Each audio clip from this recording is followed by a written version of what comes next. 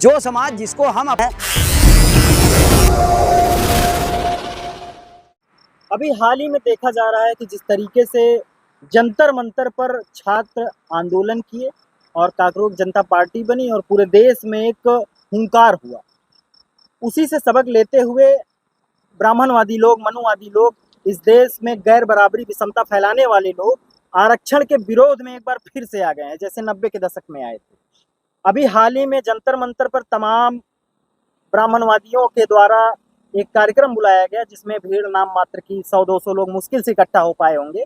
ये लोग जातिगत आरक्षण खत्म करने की बात कर रहे हैं। आखिर इनके पेट में मरोड़ क्यों है और आरक्षण ये खत्म करने की बात क्यों कर रहे हैं? उनको आरक्षण का अर्थ ही नहीं पता है, मुझे लगता है। क्योंकि अगर उन्हें ये जानकारी होती और जातिगत आरक्षण को समाप्त करने की बात करते तो सबसे पहले मंदिरों पे, जितने भी मंदिर हैं भारत में, जातियों के नाम पर ही कब्जा करके बैठे हुए हैं। तो ये जातीय आरक्षण तो खत्म करने का नाम जो ले रहे हैं, ऐसा नहीं हो हमारे आरक्षण की बात करते हो कि हमारे लोगों को खत्म कर दिया जाए। क्यों? क्योंकि हमारे लोग आरक्षण की बदौलत, हमारे लोग उच्च पदों पर जा रहे हैं, हमारे लोग राजनीति में आ रहे हैं, सफल हो रहे हैं, हमारे लोग हर जगहों पर अपना विकास करने का काम कर रहे हैं, समाज का विकास हो रहा है।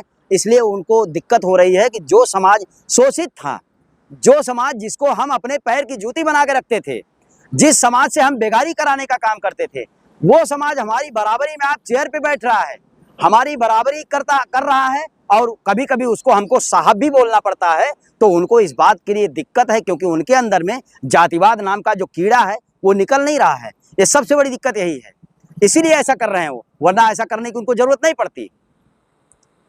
ओबीसी की संख्या इस देश में 65% से ज्यादा हो चुकी है और जाति आधारित जनगणना अभी तक नहीं हुई। अंग्रेजों के समय काल के बाद से अभी तक, चाहे कांग्रेस रही हो चाहे बीजेपी रही हो, ओबीसी की जात आधारित जनगणना से हमेशा बचने का प्रयास किया है या षड्यंत्र पूर्वक ना हो इसके लिए उन्होंने षड्यंत्र अपनाने का काम किया।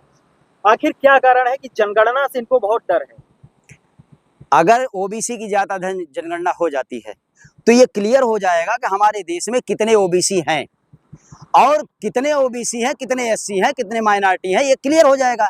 अगर ये क्लियर हो जाएगा तो हमें इनकी व्यवस्था कितनी करनी है, इनकी शिक्षा पे कितना लगाना है, इनके रोजगार पे कितना लगाना है, इनके और भी विकास के लिए, इनके जमीनों के लिए कितना लगाना है, ये क्लियर हो जाएगा।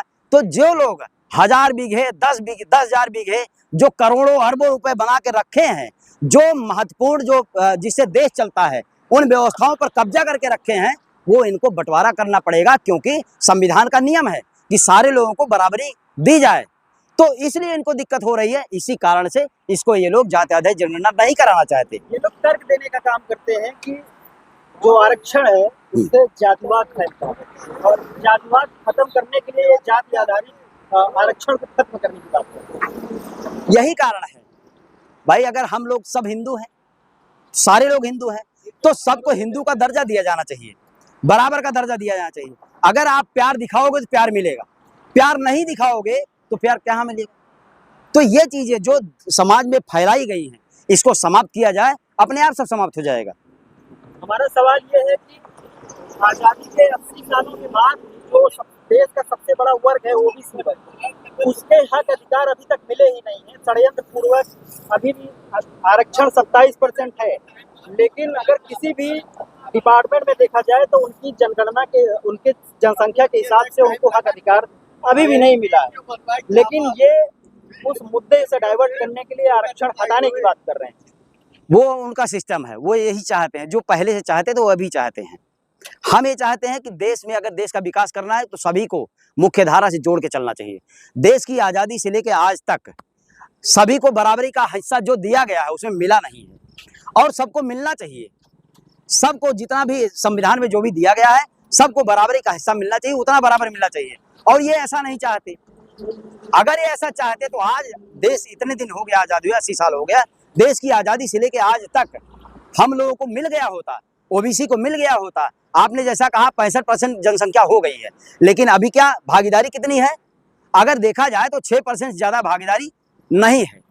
लेकिन फिर भी इनको दिक्कत हो रही है कि आरक्षण को समाप्त किया जाए, आरक्षण को हटाया जाए। मतलब अभी से इतनी बड़ी दिक्कत हो रही है। अरे भाई, पहले उनको पूरा हक अधिकार दे तो दो। पहले हक अधिकार उनको तो दिया ही नहीं। उनका पूरा जो भी सिस्टम दिया गया है, संविधान, उसको वहां पाने तो दो। पहुंचने तो दो, अगर पहुंच जाए तब आप कहो कुछ। अभी पहुंचे ही नहीं, सारा कब्जा करके आप बैठे हो।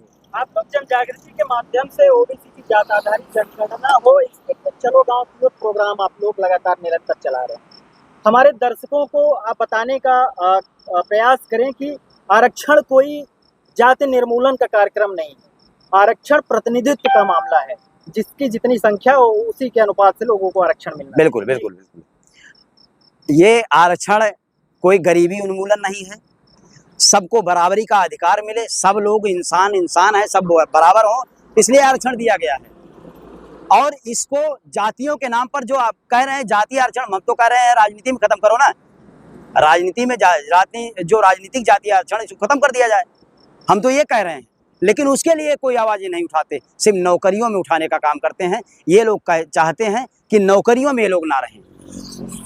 भारत का जो मुख्य संयंत्र है जिससे देश चलता है, उस व्यवस्था से ये लोग दूर रहें, जो सदियों से करते आए वही ये करना चाहते हैं। इसलिए ये लोग आरक्षण का विरोध कर रहे हैं। और हम अपने देश की जनता से चाहेंगे कि हमारे लोग SC ST OBC और माइनॉरिटी के सारे लोग एकजुट रहें और अपने हक अधिकार के लिए लड़ने का काम करें, और आरक्षण के समर्थन में सारे लोग एक साथ आएं।